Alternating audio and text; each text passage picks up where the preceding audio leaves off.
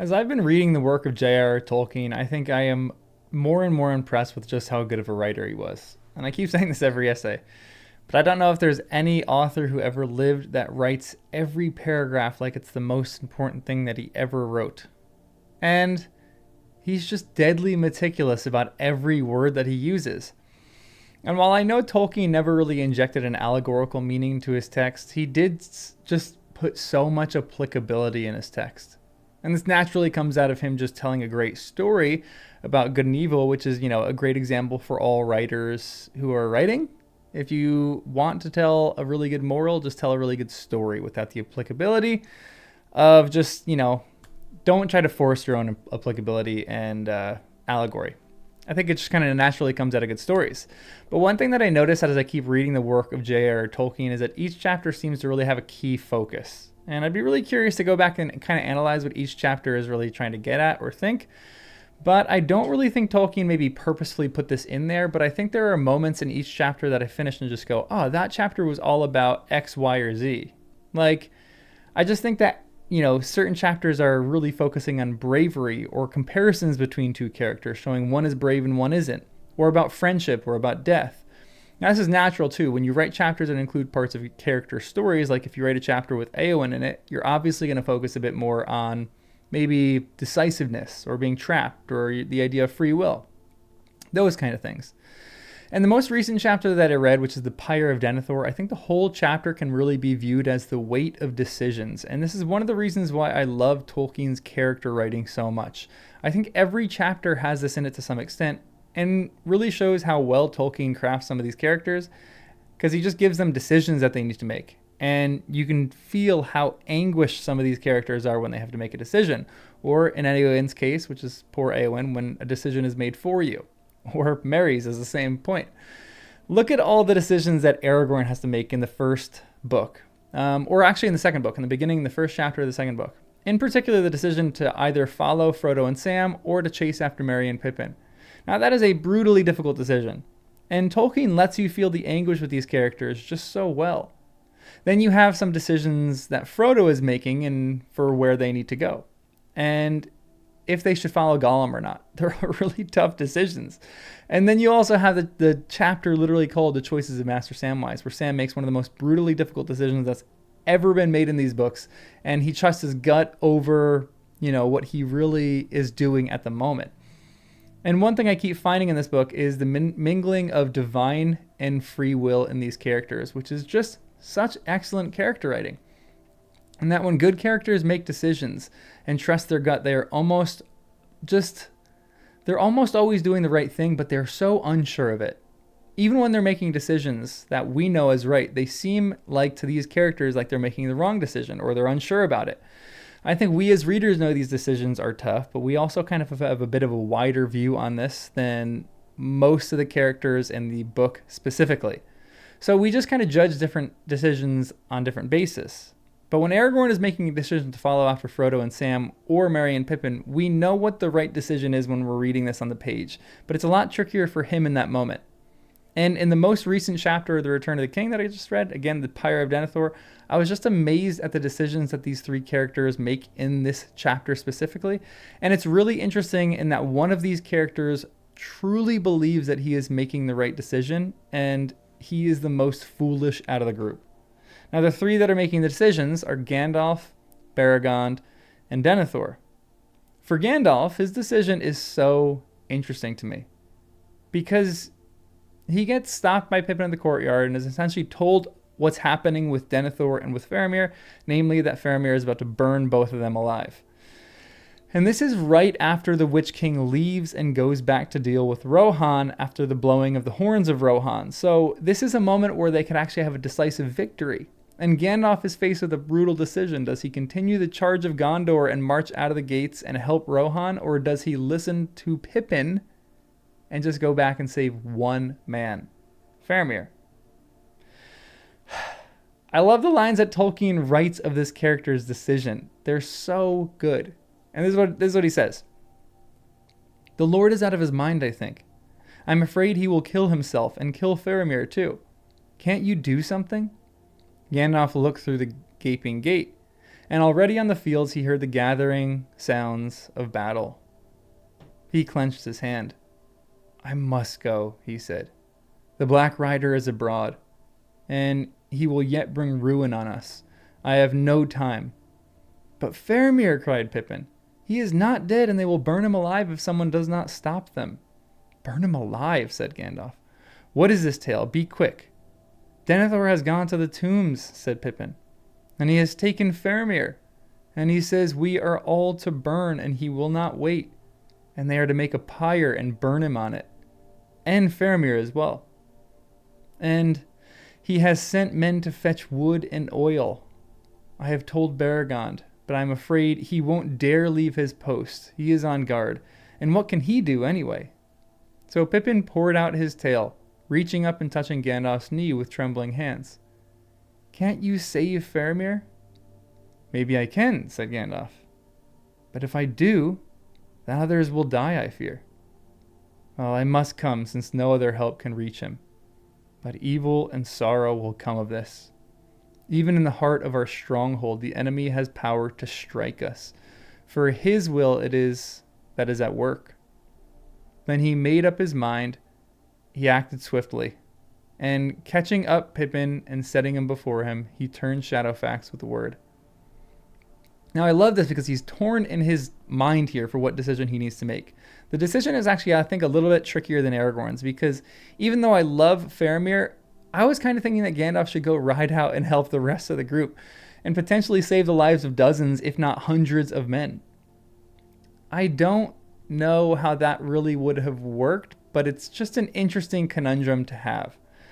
Yet I love this aspect of Tolkien's writing. It's the idea that you don't know what is around the corner. And I think he's giving these characters an idea of what their gut is and what they know to be the right decision, but they are kind of in this idea of thinking that they're maybe making the wrong decision. And so Gandalf is saving Faramir, but he also feels awful because others will probably die too as a result. Yet it's also true that there seems like some kind of divine hand at play in this issue. Gandalf trusted his gut, which feels like he's trusting Providence will guide him outside of the battle. And yet, it really does, but Gandalf doesn't know this. In the end of the chapter, after he saves Faramir, he actually talks about this a little bit.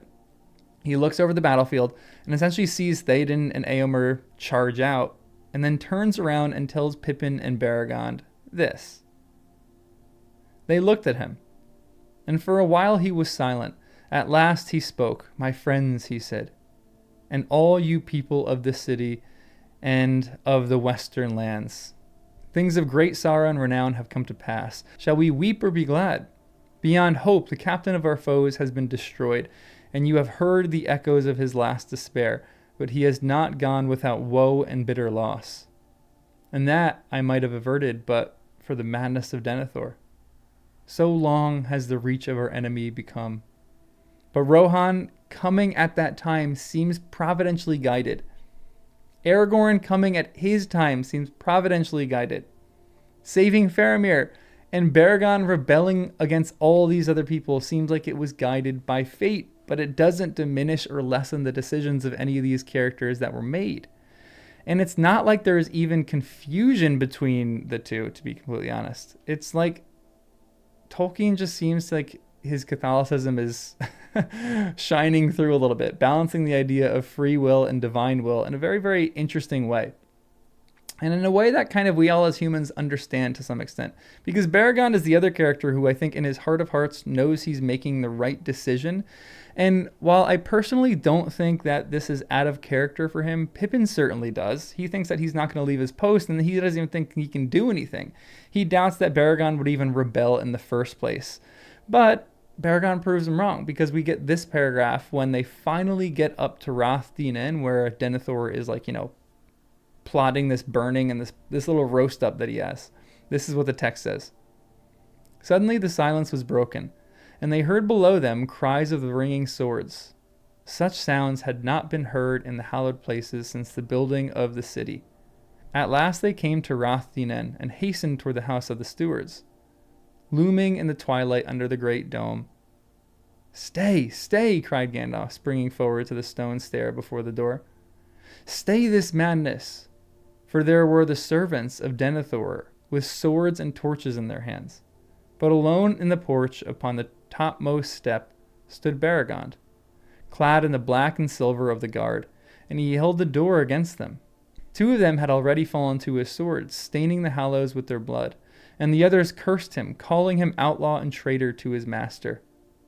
Beregond, just in this moment, seems to know what he's doing. He is a traitor, but I think everyone would agree that he's making the morally right decisions here. Well, he's definitely not making the civilly right decisions because he needs to be a good soldier, but he has slain 2 people, so morally that might be actually questionable. Killing 2 people for the sake of 1.5 others, the half being Denethor, not because he's half of a human, which maybe, but more because he's actually taking his life at the end of this, so he's like a half. He kind of saves his life, but at the same time, Denethor doesn't care. But this Beregond decision is really interesting to me too, because he knows, and we'll talk about this later, about how the decision essentially cost him everything. Gandalf attempts to reconcile him with the new rule that will happen, but Beregond, by doing this, knows that his life is kind of forfeit, and he will either be killed or released from service, because he is doing this to the steward. And if Gandalf didn't show up, I can actually imagine that he would be killed right then and there. But he is doing this because in his heart, he knows this to be the right decision to make. And Pippin is actually surprised that he makes this decision, but everything for Tolkien seems like it just happens in the nick of time. Beregond holding them off here gives Gandalf just enough time to get there. So it just seems providentially guided. Or lucky. I mean, time and chance kind of happen to them all, but again, what I really love about Tolkien's work is that, time, chance, providence, whatever it is, the reader is suspended in making that judgment call for themselves, and we can interpret the text however we see fit, which is a sign of a great writer, letting me make decisions and interpretations of the text that this author wrote, and trusting me to make good ones. Because at the end of the day, or really all throughout this entire chapter, you have the decisions that all these characters are making, and you're deeming whether these are right or wrong. And now we have the decisions of Denethor. And he is doing this with what he thinks and perceives as the most information. He has just looked inside the Palantir and is driven mad by what he's seen in it. So he wants to end things on his own term and burn. But he's a fool because he's not interpreting things correctly or looking at the other side of the argument, where there is actually a lot of hope. And so I'm kind of convinced that he is, in his mind, truly believing what he is doing is right. And this is evidenced by his leaping on the pyre, and even his attempted murder of Faramir with a knife. He believes that what he is doing is right. There are a lot of people who are mad, I guess, who believe what they're doing is right, which is maybe a bit scary, but I think there's another really interesting question here. If I believe that things in this chapter were really providentially guided, does that mean that the madness of Denethor is providentially guided, or is actually potentially hindering divine will? Because it seems like it's the will of the enemy that this is happening. Now I can't, and I don't really know if anyone can really answer that question, but I think this decision here to take his own life is against some kind of moral code that Gandalf believes in, as is displayed in the text when he says, "Do not take my son from me. He calls for me." "He calls," said Gandalf, "but you cannot come to him yet, for he must seek healing on the threshold of death, and maybe find it not. Whereas your part is to go out to the battle of your city, where maybe death awaits you. This you know in your heart. He will not wake again," said Denethor. "Battle is in vain. Why should we wish to live longer? Why should we not go to death side by side?" "Authority is not given to you, steward of Gondor, to order the hour of your death," answered Gandalf.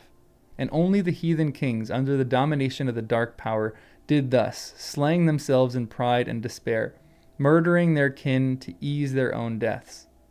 Then passing through the door, he took Faramir from the deadly house and laid him on the bier which he had been brought, and which now had been set in the porch.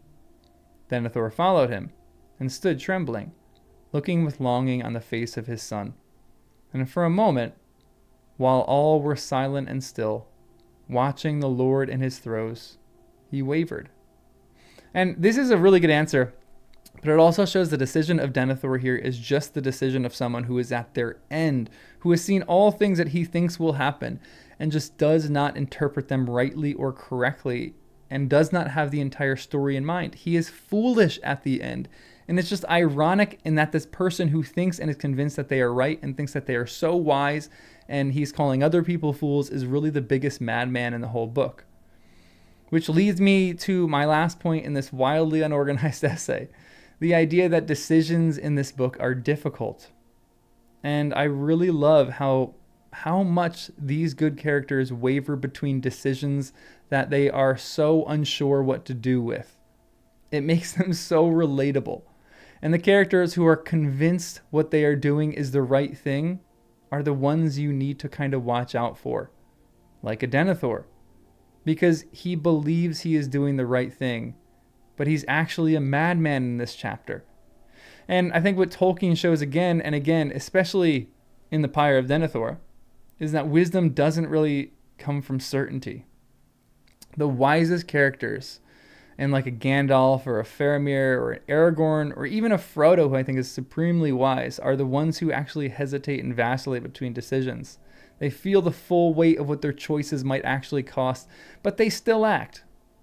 Tolkien's moral world seems like it's built not on confidence, but I think on the courage to act and to make a decision. The courage to choose, even when the path feels really dark. I think the fools of Middle-earth are the ones who think they know what is right beyond all doubt. The ones who are convinced what they are doing is right. I think the wise ones are the ones that really are unsure and tremble at their own decisions, but continue to go on. And I love this moment with Denethor in that he wavers a slight amount because in his truly, in his heart of heart, he knows what he's doing, I think, is wrong. But it's so deeply embedded in there that he cannot think. And this is why he's a madman, because there's right in his heart, which I think is another great analogy of like, even sometimes the people who we think are the maddest have flickers of good about them. And they have flickers of knowing what is really and truly right. But sometimes their madness just overtakes them. And I think this is the case with Denethor, and that his madness is just overtaking them. And I think he is someone who perceives himself to be supremely wise, but is ultimately an absolute fool. And the wise characters in this book are the ones who understand the full weight of their decisions and know that choosing one thing will leave another thing in peril.